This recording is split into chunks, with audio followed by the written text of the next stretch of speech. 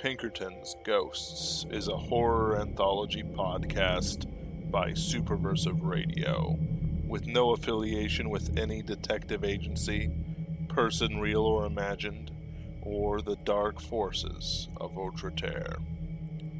It is not intended for children.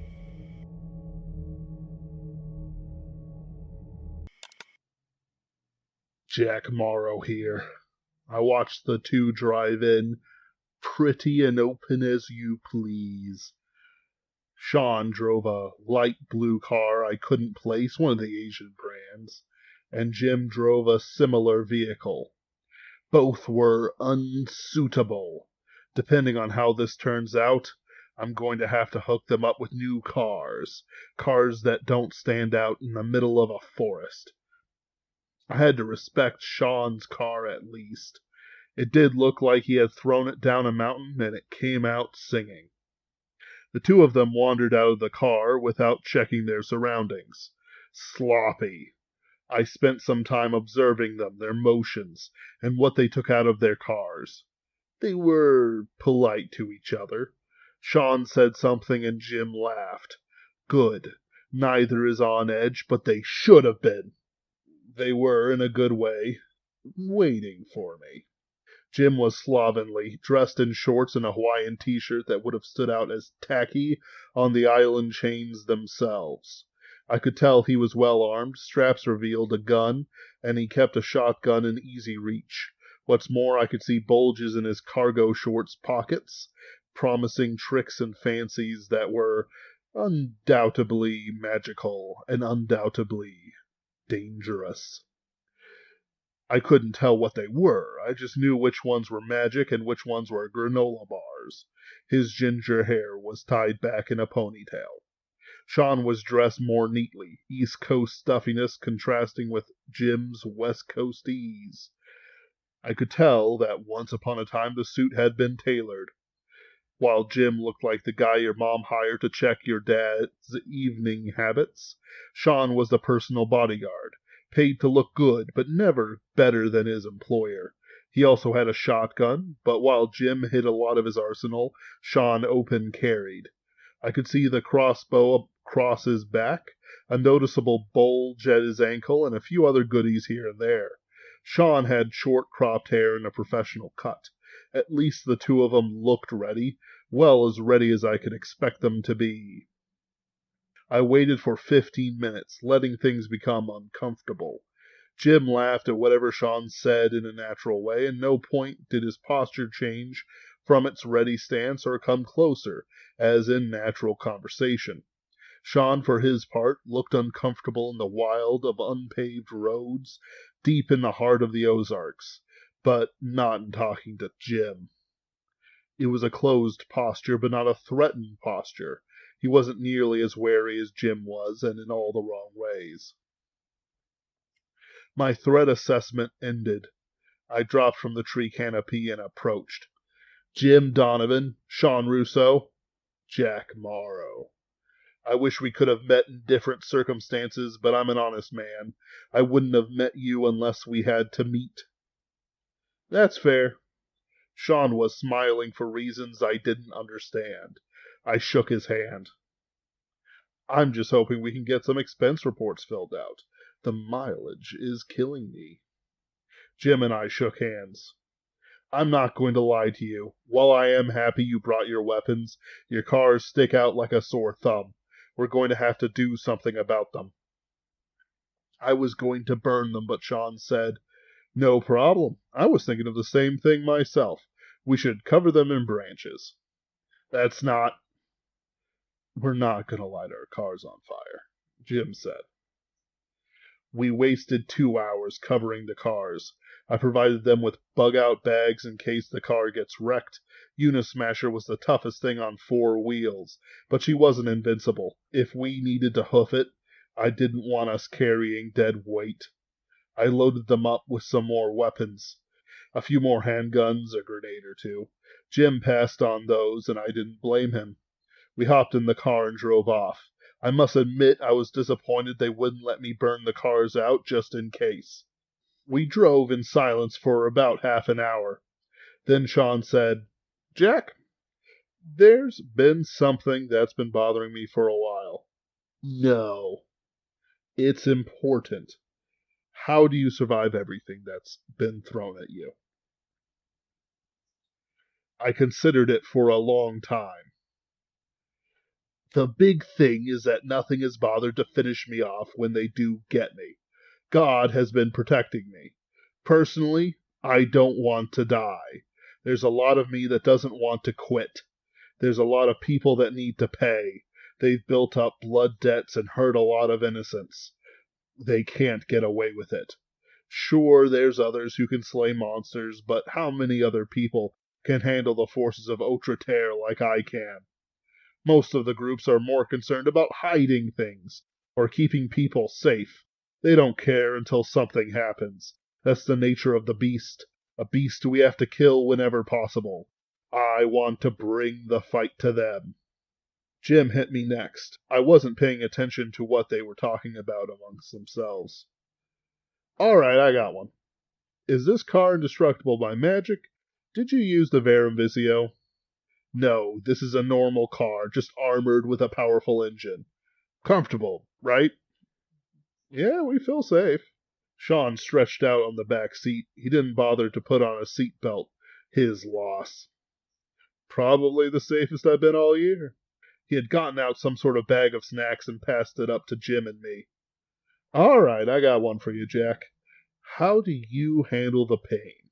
You've been really messed up over the missions, and I'm pretty sure your ribs are still healing. It's just the nervous system telling my body it's damaged.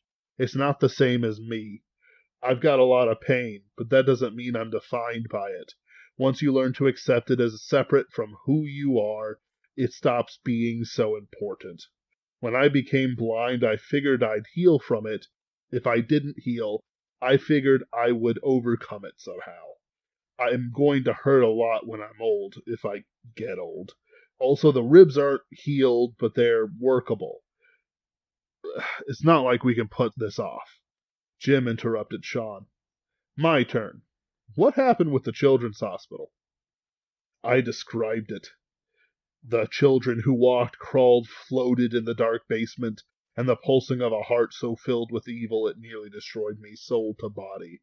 I spent a very long time on the satisfaction of burning the place to the ground. Sean's turn. So, you don't have any curses or spirits, say, or something protecting you against this stuff? Not that I know of. I like to think that there's something drawing trouble to me, but not necessarily protecting or encouraging me to fight it. Mom said she was going to try and break it off, but I haven't found her to talk to her about it. I think it's to do with my birth as a sacrifice. Maybe to Moloch. Jim spoke up this time. All right, Colt or Glock? Jim and I argued all the way to Chicago. Chicago is a wretched city. It's rotting, dying, and raging all in one ugly package. I avoid Chicago except on the few times I had to go to the Paranormal Pinkerton HQ when I was younger. After the Paranormal Pinkertons adopted the internet and cell phones, I didn't have any reason to go there. The researchers could have your requests back to you as fast as it took them to digitize the contents of the books and journals of other Paranormal Pinkertons. It took them a long time to put it all up, but they did. It was pretty useful. Want to know how to handle a Medusa? Or a Chupacabra? Or an evil slime? Or a drake? There's a bunch of stuff out there, and while I've been lucky enough to handle things, there are some things even a well-armed man can't go head-to-head with. Studying the works of my elders and peers gave me an edge over a lot of foes it shouldn't have. Eventually, I started to develop my own techniques based on their teachings and the training with the old Shawnee. I might act like a lone wolf, but I spent the boring years of my childhood reading as much of this stuff as I could. Monster hunting is an art. You study and then you practice. It's never perfect, but any fight you win is a good fight. Even with the occasional and rather mysterious archive fire, the vast majority of information remained. Even now, I could pull up the archives on my cell phone's internet, I didn't need it like when I was a kid. You could only read about a guy shooting a werewolf so many times before you'd get bored and want to experience it for yourself. HQ was stationed in one of the southern districts, far from crime, once, and deep in a commercial district so generic, so uninteresting that not a single person looked up into the sky or at the many glass paneled buildings around them. I did not blame them. The parking lot was empty, filled with trash and potholed to hell. I parked the car a few streets down. The doors were locked and chained. No one had bothered to properly rob the place. We broke through. The main foyer was nothing but a basic and generic set of desks and elevators. The chair was turned over and something had burned out the computers. We searched the 3 floors in the archives. Nothing. No one. The cubicles were empty. Sometimes a phone would ring. It would echo no matter what floor we were on, but always after 3 rings it would get quiet again. We never could answer it. It was so quiet that we could feel it, like putting out a hand into darkness and feeling shadows, but never touching anything. The whole place was empty of people and life. Most of the files were gone. Most of the personnel information was gone. Some of it remained, worthless things about payments made to and from defunct companies or men I knew were dead and gone. There were even places where posters had been. I could imagine the "hang in there" kitten hang-ups. I wandered through offices where I knew old men had sat, sending their orders to control. They received contracts from many different sources, paying for goods and services for the long coats and guns, running the day-to-day business. I remember the call that had made me a full Pinkerton so many years ago, while I sat in Control's chair, spinning idly. It was harder than I thought it would be. The whole office echoed because it was empty, but I could see the outlines where cabinets and bookcases had been a year ago, unmoved since they built this soulless place back in the 80s. They had even taken her phone. There was more society then. The Golden Age embers were still glowing in the bonfire of America. A part of me wished I had been a part of it. I felt the large oak desks heft. I ran my fingers over grooves and discolorations where Control must have rested her hands while typing. I could see marks from strange contraptions, computers, and the desk kipple that entrenched office types gather around them.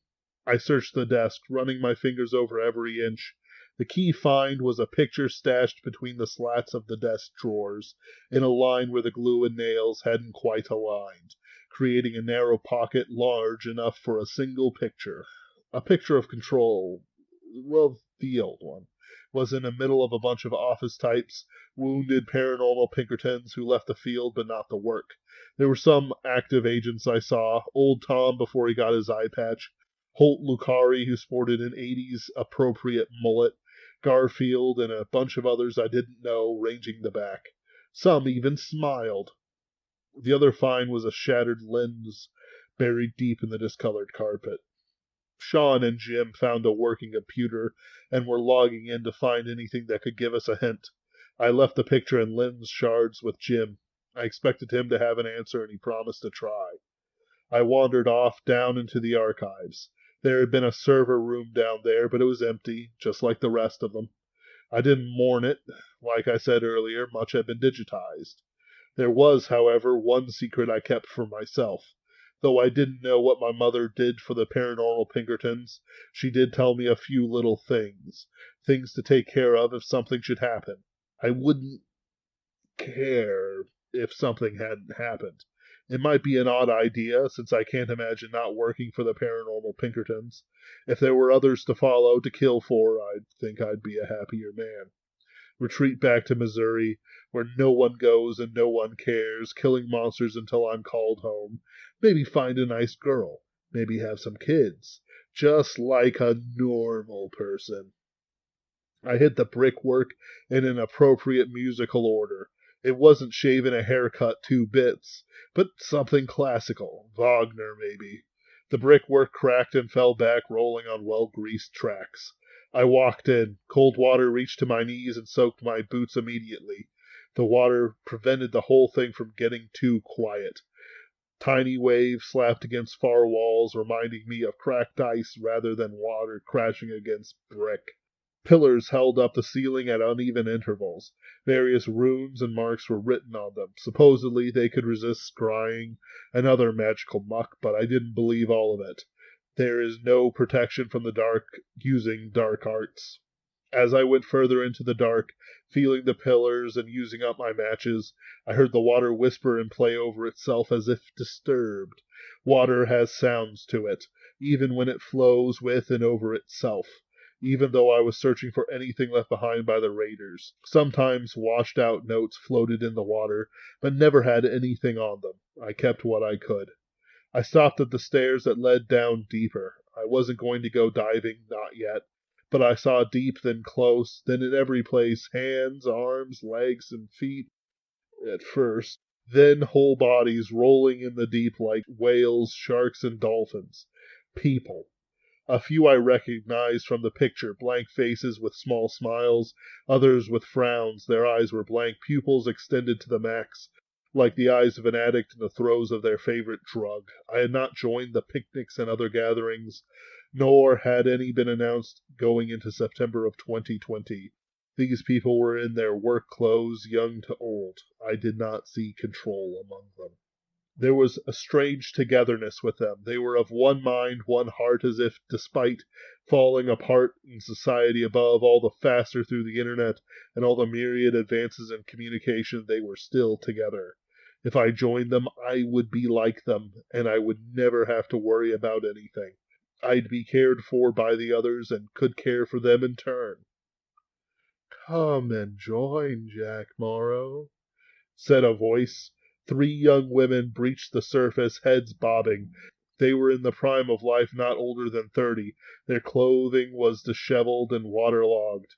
You always were given to work, work, work, and never play, like winter without Yule. Should this be your reward, that from a babe you had been given little but misery, and promises you cannot touch until you die?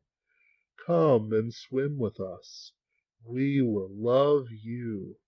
You will be accepted. I found myself taking one step down into the water. I did not stop it. We will fold around you and you will be like us. No cares will worry you. None of the strange and scary things you have seen will come to bother you. In our care, who can attack a legion that has closed its ranks around its beloved? There are none. Now I heard a small voice in my heart. I was 3 steps away from the women. I stopped to listen, for the women did not speak while it whispered to me. You were not made to give to pleasure. They lie to you. Look on the swimmers. See their eyes. Their spirits have been cast out and replaced by their own choices. Pleasure is not the end of man, and who knows what tomorrow will bring for you. Jack, come down, said the woman. 3 more steps until the water is over your head, and we can embrace you. Hardship no more, but community, but love. It is not love they offer, but emptiness. They are a pit that will never be filled, a fire that can never light. Step back and away. Demons tell only enough truth as it is convenient for them. Life is not about suffering or thankless service. It is the pursuit of the good, the beautiful, and the true, in defiance to the princes of the world. Run, Jack Morrow. Flee for your life and soul. The call resonated within my heart. I felt my veins. They were full of ice and sludge, pulling me down, playing on my flesh. They surrounded my heart with a siege of thorny vines and sent tendrils into my very core. My mind began to freeze and shatter under its own weight. I lost thought and nearly fell on my face. I reacted with terror. I knew of these people, but I didn't know these people. They weren't my friends. They accepted something that lied to them and gave them false dreams. They were now little less than animals, rolling and frolicking in the deeps, never to be discovered again. What kept them alive without breath I could not know, but I guessed. I thrashed and ran up the stairs, but before I could reach the edge, hands grabbed me front and back, pulling me forward and backward. I couldn't hear anything except my heart beating faster and faster. I pushed forward, letting the two sets of hands pull me up and out. When my feet reached solid land, I blacked out. Jack! Jack, can you hear us? Sean gave me a slap across the face. I gasped with renewed breath. Thank God. Jack, what was that? Jim spoke. He was behind me, stomping on a concrete surface. I coughed. Where's all the water? The people. What water? We followed you down here only to see you sinking through the floor. When you turned and ran, we pulled you up. Were there people here? Sean was tapping the ground with his ring, checking for whatever strange thing had tried to pull me into the deep. Jim pulled out a shining stone. People have died here. I don't dare look at this place with the verum visio. Around us were the looted remains of shelves, filing cabinets, and storage boxes. There were more than a few bloodstains, but no bodies. At points there were clear, perfectly clean silhouettes in the concrete. Jim consulted his stone again. We're leaving. The picture you found was the clue. It's a possession of control that was more than just a picture. It's a keepsake with enough heart in it to lead to control. I can track the lines with the verum visio. They lead southwest. The computers? Nothing, but we took a hard drive that hadn't been fully erased. I know a guy. Sean helped me up. I was unsteady, but I could walk. You can't just go on your own like that, Jack. We're a team. Yeah. The two of them shared a look I didn't much like. The three of us entered my car, and I drove us out according to Jim's directions. Jack Morrow out. Pinkerton's Ghosts is a podcast distributed by Superversive Radio and licensed under an attribution non-commercial share-alike international license. This episode was written and performed by Ben Wheeler, who also edits, directs, produces, and herds cats. Ken Dickinson is our audio editor. Visit us on Facebook, read articles on superversivesf.com, and wherever podcasts are distributed, you'll find us. Contact us through Twitter at Pinkerton's Ghosts, support us on Patreon, or email us at pinkertonsghosts@gmail.com. Be sure to check out our unauthorized episodes as well. Thank you for listening.